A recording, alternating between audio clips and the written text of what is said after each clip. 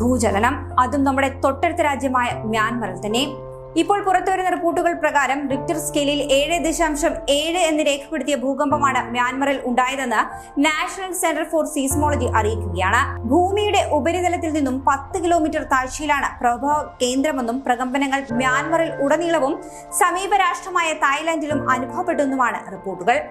സാങ്കേങ് നഗരത്തിൽ നിന്നും 16 കിലോമീറ്റർ അകലെ പ്രാദേശിക സമയം ഉച്ചയ്ക്ക് 12:50ഓടെയാണ് ഭൂകമ്പം ഉണ്ടായതെന്നും USGSും അറിയിക്കുന്നുണ്ട്. ബാങ്കോക്കിലും ഭൂകമ്പത്തിന്റെ പ്രകമ്പനങ്ങൾ അനുഭവപ്പെട്ടിരുന്നു. ആളുകൾ വീടുകളിൽ നിന്ന് പുറത്തേക്ക് ഓടുന്നതും ഭക്ഷണം കഴിക്കുമ്പോൾ ആളുകൾ ഇരുന്നിടത്തു നിന്നും കുലുങ്ങുന്നതുമൊക്കെയായിട്ടുള്ള വീഡിയോ ദൃശ്യങ്ങൾ ഇതിനോടകം പുറത്തു വന്നിട്ടുണ്ട്. ഭൂകമ്പത്തിൽ വലിയ നാശനഷ്ടങ്ങളോ ആളപായങ്ങളോ ഉണ്ടായതായി ഇതുവരെയും റിപ്പോർട്ട് ചെയ്തിട്ടില്ല. ബാങ്കോക്കിൽ നിർമ്മാണ പ്രവർത്തനങ്ങൾ പുരോഗമിച്ചുകൊണ്ടിരുന്ന വലിയ കെട്ടിടങ്ങൾ അടക്കമാണ് ഈ ഒരു ഭൂകമ്പത്തിൽ തകർന്നു വീണതായെന്നുള്ള റിപ്പോർട്ടുകളാണ് ഇപ്പോൾ പുറത്തു വന്നുകൊണ്ടിരിക്കുന്നത്. ഈ മാസം ആദ്യം റിക്ടർ സ്കെയിലിൽ 4.3 തീവ്രത രേഖപ്പെടുത്തിയ മറ്റൊരു ഭൂകമ്പവും മ്യാൻമറിൽ തന്നെ ഉണ്ടായിരുന്നു.